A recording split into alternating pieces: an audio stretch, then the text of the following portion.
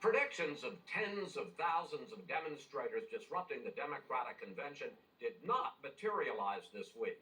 Yes, there were a few thousand activists protesting the war in Gaza, but the vast majority were peaceful. Chicago police reported only about 70 arrests. A far cry from what Chicago saw back at the 1968 Democratic Convention, when police officers and Vietnam protesters battled in the streets. Now, as students head back to college, school administrators are leaving nothing to chance. Several universities, including liberal schools like the University of California, are already cracking down, hoping to avoid last spring's violence. They're forbidding encampments and banning masks that conceal identities. We'll get to campuses in a minute, but first, Raihan, why weren't the Chicago protests a bigger deal? Well, the biggest reason is that the folks who are anti-Israel, the folks who want a different approach to our foreign policy in the Middle East that is generally more pro-Iran, really achieved a huge victory by ensuring that Josh Shapiro was not the running mate for Kamala Harris. And so I think that, the fact that you've got Tim Walz there, the fact that Bernie and AOC were part of the platform, I think that the people who wanted that shift in orientation in the Democratic Party's orientation toward Israel and the Middle East succeeded in their main goals. So what you had left were a group of bitter enders and provocateurs who are not necessarily, going to be incredibly important power brokers in the next administration. But the people who really matter, they got their wish before the convention.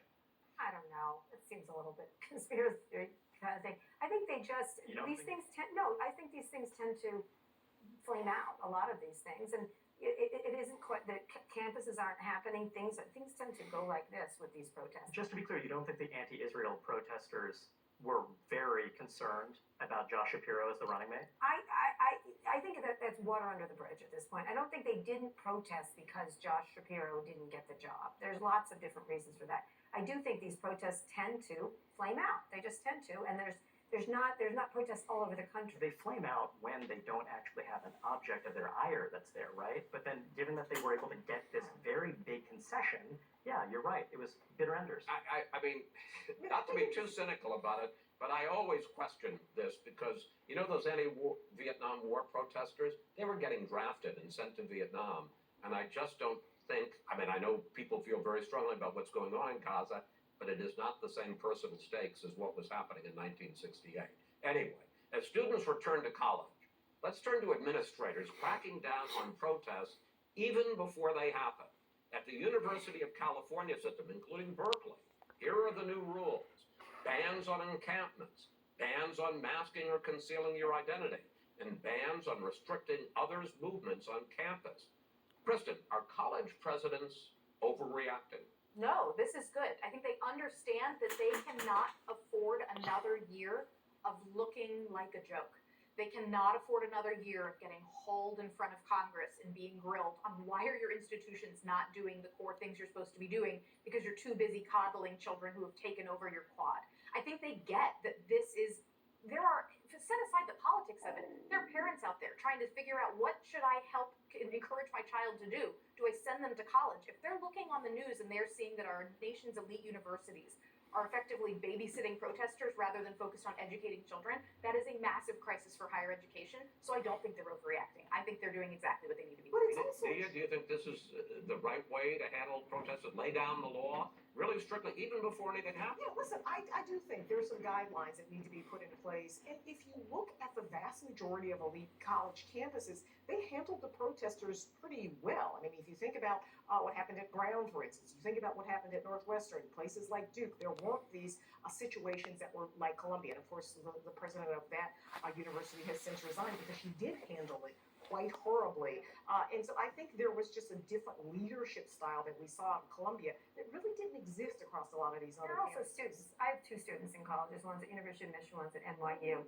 And while they want people to be able to protest, both of them are like, I kind of want to learn too. So it's not just parents. I just think they're focusing on a mixed group of people, but I think the kids who want to learn and also respect protesting thought it had gone too far. Raihan, I think we would all agree that any kind of violence is clearly over the line.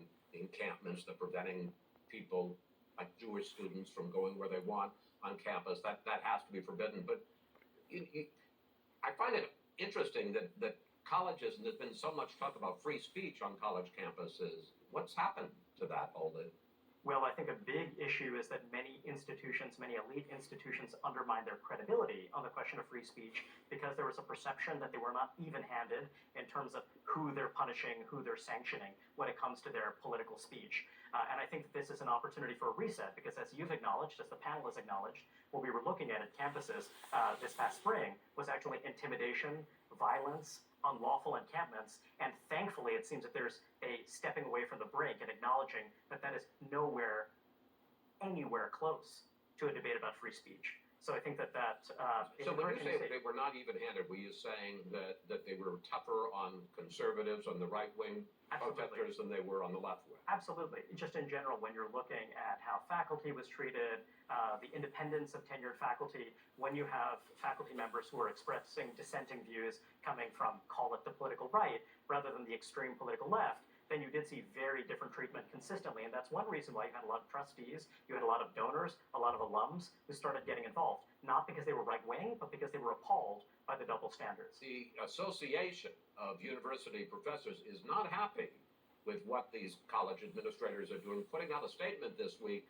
that condemned, quote, hastily enacted, overly restrictive policies dealing with the rights to assemble and protest on campus.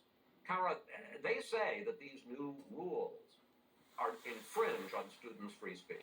And yet donors do matter. I think that they got really hit badly with donors, and I'm sorry to wake everyone up, but colleges operate on big donations, and I think they were probably responding to that, and students being unhappy both. So I think that's good that they released that. It's fine. So you're not concerned at all about the fact that this is stifling?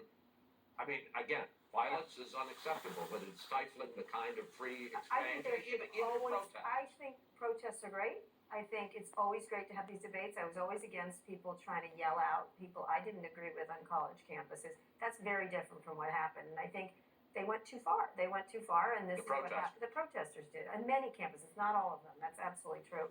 But they went too far, and this is what happened. Kara Swisher, the hardliner. What do you want? I want my kids to learn. You're paying for it. I am paying for it. Speaking of